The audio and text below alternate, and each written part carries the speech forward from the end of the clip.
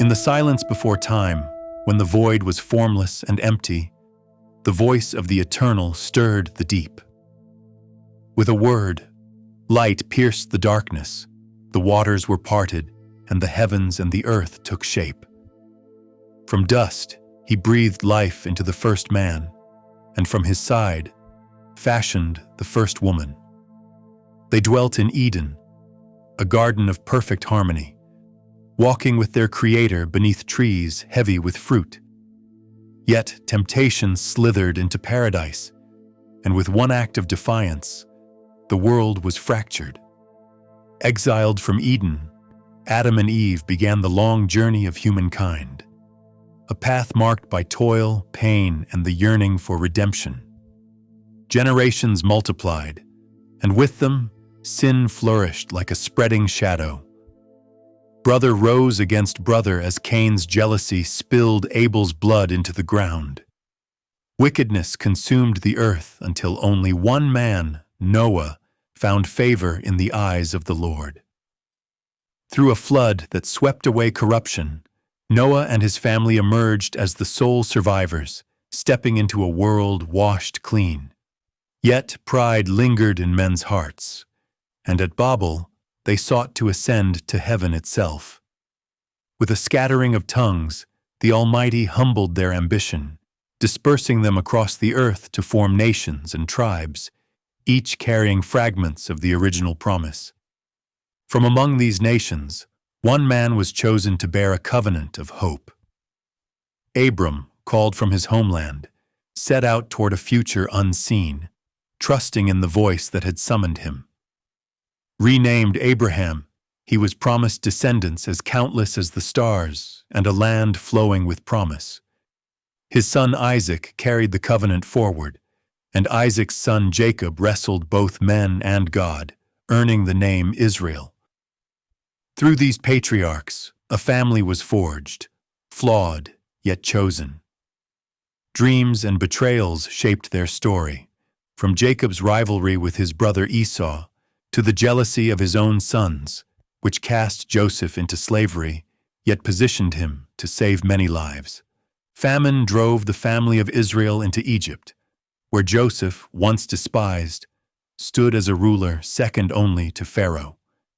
In a land of abundance, reconciliation was born, and the family was restored. Yet beneath this reunion lay the seeds of future bondage, for Egypt would not remain a refuge forever. Even so, the covenant endured, a divine thread weaving through every trial, every exile, every triumph. The promises given to Abraham, Isaac, and Jacob stood unbroken, though the path to fulfillment was hidden beyond the horizon. Thus, Genesis closes as it began, with life, death, and the breath of destiny moving unseen.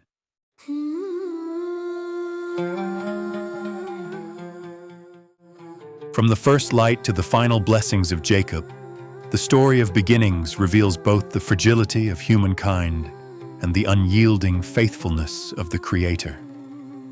It is a tale of gardens lost and nations born, of dreams divine and struggles raw and human. And though the curtain falls on a family dwelling in a foreign land, the stage is set for a greater deliverance yet to come. A story not of mere beginnings, but of eternal purpose. In the beginning, before soil knew the press of a foot, or the wind had anything to bend, there was only Him and His voice. It did not shout, it did not strain, it simply was. And when He spoke, light came as if it had been waiting behind a curtain, flooding the void with gold. He looked at it and called it good. The days unfurled like the careful strokes of a master craftsman, the sky drawn back from the sea, land swelling from beneath the waters, clothed in grass and trees heavy with fruit. The sun set high to govern the day, the moon hung soft for the night, and the heavens were studded with stars, 1,000 lamps for the long dark.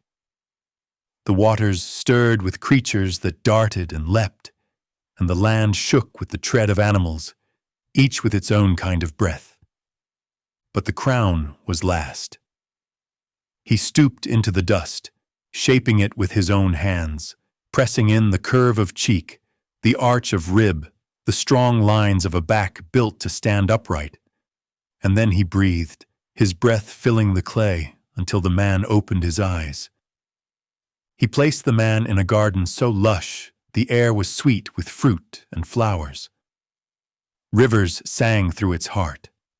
Gold glimmered in the ground, and there was work.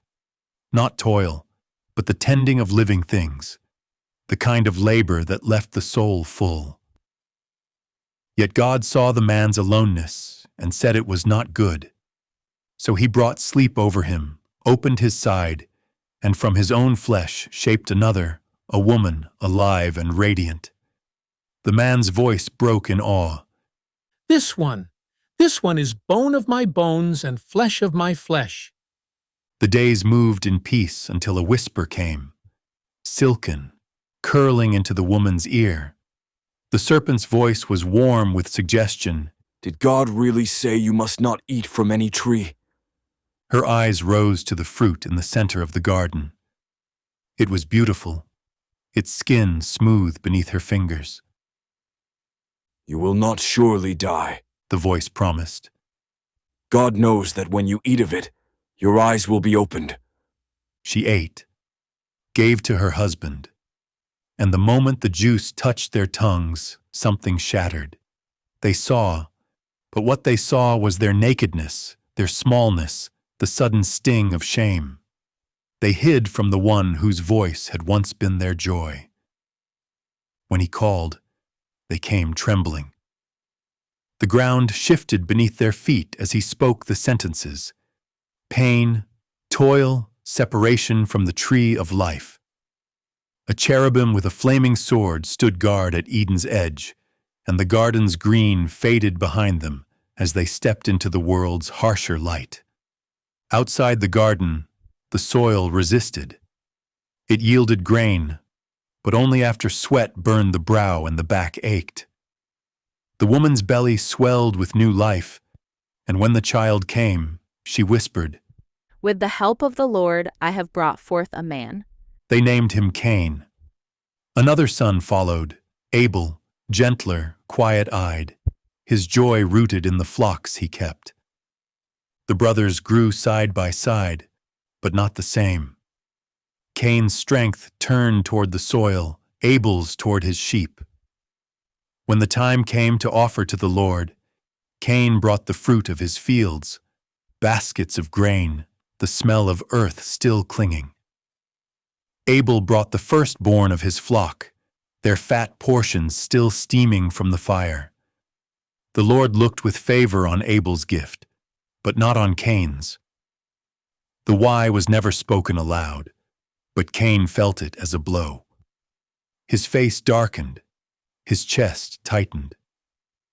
The Lord's voice came, gentle but firm. Why are you angry? If you do what is right, will you not be accepted? But if not, sin is crouching at your door. It desires to have you, but you must rule over it. Cain didn't answer. Days later, he invited Abel into the fields. There, away from watching eyes, he struck him down. Abel's body lay still among the furrows.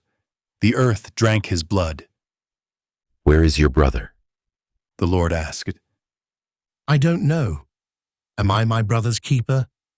The answer came like a storm breaking. Your brother's blood cries out to me from the ground. Cain was cursed to wander, the soil itself refusing him. And yet, even in judgment, God marked him so that no one would take his life. Cain went east, to the land of Nod, carrying the weight of what could never be undone. Generations passed. Men built cities, made tools, learned to play harp and forge bronze. But violence grew like weeds, spreading until the world groaned beneath it. Noah lived in those days, a man who still walked with God. While others filled their days with corruption, Noah listened. One day, the voice came, heavy with sorrow. The end of all flesh has come before me. Make yourself an ark. The instructions were exact. Cubits and decks, rooms for every kind of creature. Noah obeyed. Neighbors laughed, jeered at the massive wooden hull rising where no sea touched the land. But the hammering never stopped, each strike an echo of coming judgment. When the ark stood ready, animals came, pairs of every kind, and sevens of the clean. The sky was clear that morning when Noah, his wife, their 3 sons, and their wives stepped inside. Then the Lord himself shut the door. The first raindrops fell like the tapping of fingers on a drum. Then the heavens broke open, water pouring from above, bursting from the deep below. Rivers became seas, mountains shrank beneath the flood. For 40 days and nights, rain drummed the ark's roof.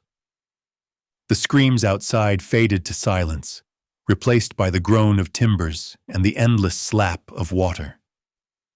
When at last the rain stopped, they drifted on a world without edges. Months passed before the ark came to rest on the mountains of Ararat. A raven flew out, never to return. Then a dove which came back with nothing. Another dove, and this time she brought an olive leaf, green and tender. Hope. When the earth was dry, God called them out. Their feet pressed into soft, reborn soil. Noah built an altar, and the smoke of sacrifice curled into the air. God's promise came with the scent.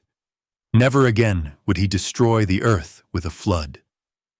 As a sign, he bent a rainbow across the sky, its colors stretched like a covenant over the new world. The sons of Noah spread out, spilling into valleys, coasts, and highlands. In those days, all the world spoke one language, and with one tongue, they dreamed a single dream. They came to a plain in Shinar, flat and open beneath the sky. Someone had the thought, Come, let us make bricks and bake them thoroughly. the clay gave way under their hands. The kilns roared, and soon bricks piled high. Let us build a city with a tower that reaches to the heavens, so that we may make a name for ourselves and not be scattered over the face of the whole earth. The Lord came down to see. He saw not ambition alone, but pride. The same root that had broken Eden now clothed in mortar and stone. If they remained one, nothing they planned would be restrained. So he touched their tongues. Words that had flowed smooth between them twisted. Confusion rippled through the worksite. Bricks slipped from hands. Arguments broke into shouts. They abandoned the tower, and the city was called Babel, for there the Lord confused their language and scattered them. Generations passed again, the line of Shem running like a thread through the tapestry of nations until it reached a man named Abram, son of Terah. He lived in Ur, where idols stood in the marketplace and moon worship shaped the calendar. Yet one night, the living God spoke. Go from your country, your people, and your father's household, to the land I will show you. I will make you into a great nation, and all peoples on earth will be blessed through you. The voice burned in him. He gathered Sarai, his wife, his nephew Lot, his servants, his herds, and set out without a map, following a promise into the unknown. The voice burned in Abram, and he obeyed. He gathered Sarai, his wife, his nephew Lot, his servants, his herds, and all they possessed, and set out without a map, following a promise into the unknown. The journey was long, the air hot and dry, but the hope in Abram's chest was steady as the stars overhead. Canaan lay before him, a land of rolling hills and ancient oaks. There God appeared again, pointing to the ground beneath Abram's feet. To your offspring I will give this land. Abram built an altar, the first of many, marking the place with gratitude. But the land was not always gentle. Famine came, driving him to Egypt. Fear took root in him there, for Sarai's beauty was dangerous.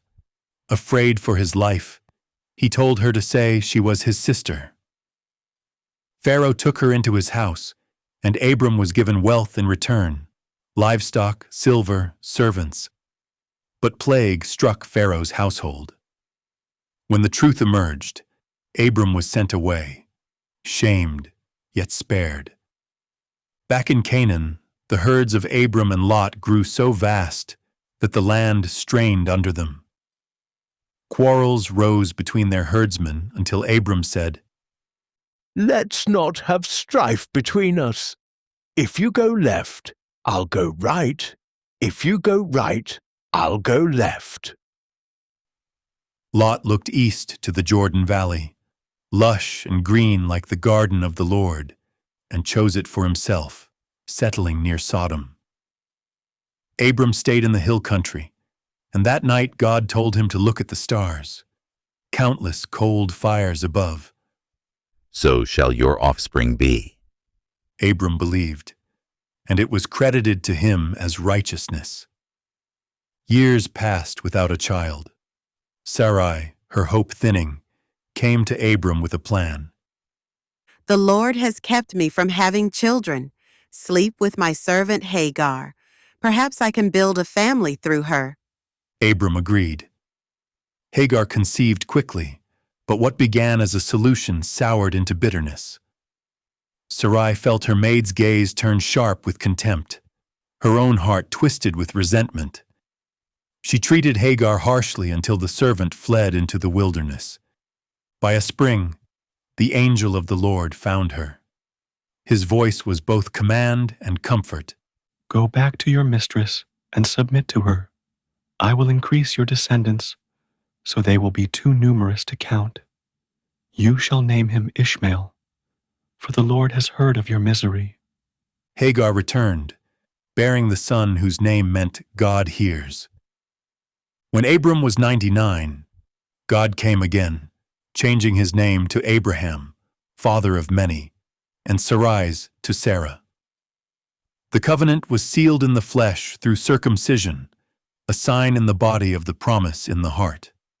One hot afternoon, as Abraham sat by his tent, 3 men appeared. He hurried to welcome them, offering bread, meat, and milk beneath the shade of the trees. As they ate, one spoke. I will surely return to you about this time next year, and Sarah, your wife, will have a son. From within the tent, Sarah laughed, not with joy, but with disbelief. At her age, the voice came again, piercing her doubt. Is anything too hard for the Lord? Not long after, the same visitors spoke of Sodom's sin. As they set out, Abraham walked with them, and God revealed his intent to destroy the city. Abraham stood before him, daring to plead, "Will you sweep away the righteous with the wicked? What if there are 50 righteous?" Down he bargained, 45, 40, 30, 20, 10, until God agreed that for the sake of 10, the city would be spared. But there were not 10. 2 angels came to Sodom at evening, where Lot sat at the gate. He brought them into his home, but before they lay down, the men of the city surrounded the house, demanding to have the visitors for their own vile purposes. The angels pulled Lot inside, striking the mob with blindness. At dawn, they urged him to flee. "Take your wife and your 2 daughters, or you will be swept away." Lot lingered until they seized his hand. They led them out, commanding, "Flee for your lives. Don't look back." As the sun rose, the Lord rained burning sulfur on Sodom and Gomorrah. Lot's wife looked back, and in that moment she became a pillar of salt.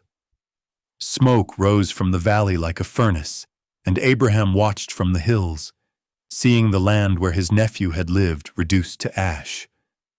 The promise, however, drew closer.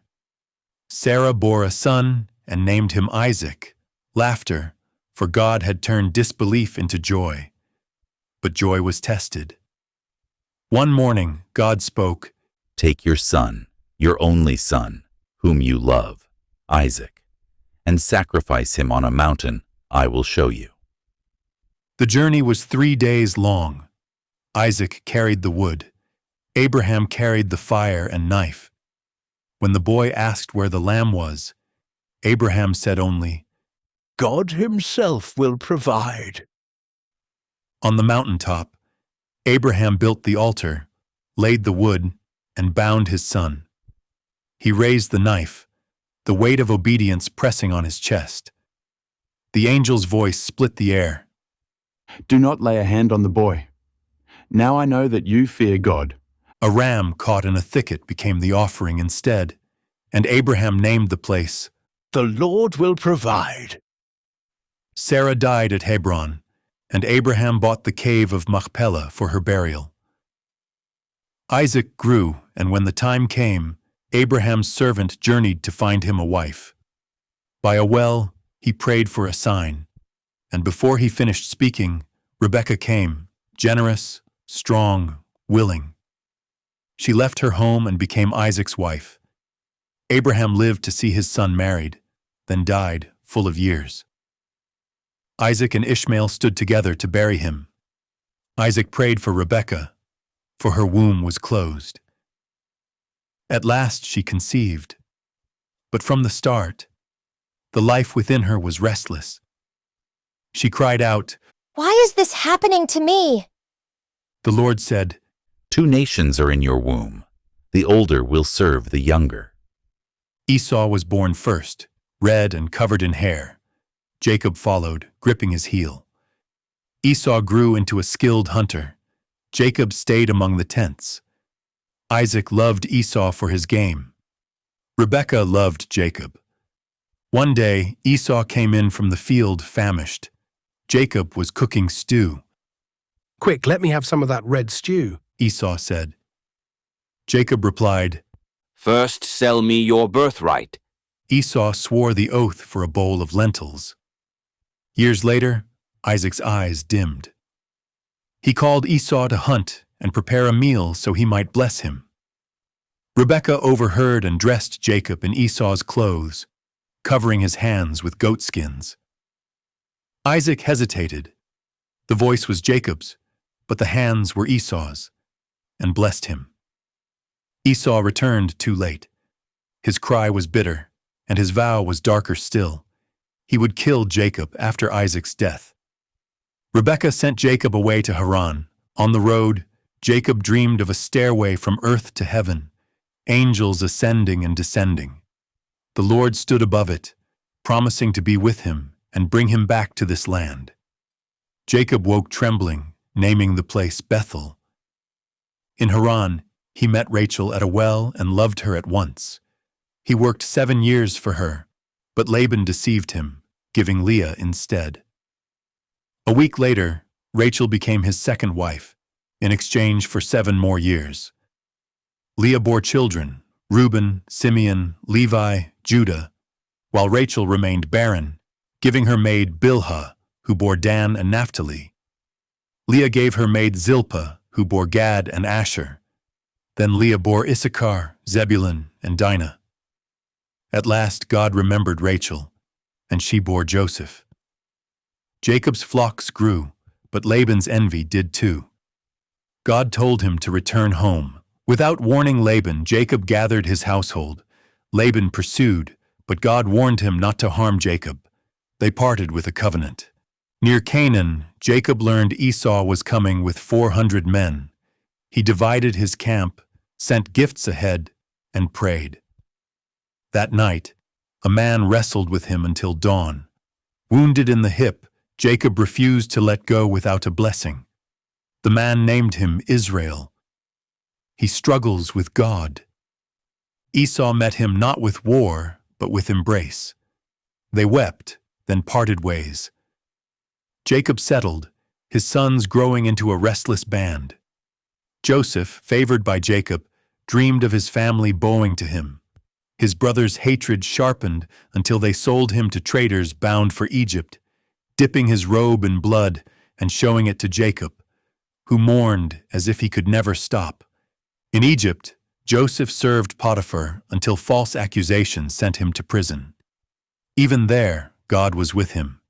He interpreted the dreams of Pharaoh's cupbearer and baker, the first restored, the second executed.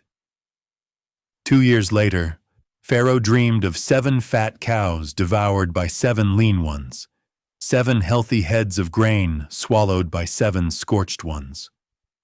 Joseph interpreted them as 7 years of abundance followed by 7 of famine. Pharaoh made him ruler over all Egypt. When famine came, Jacob's sons went to Egypt for grain.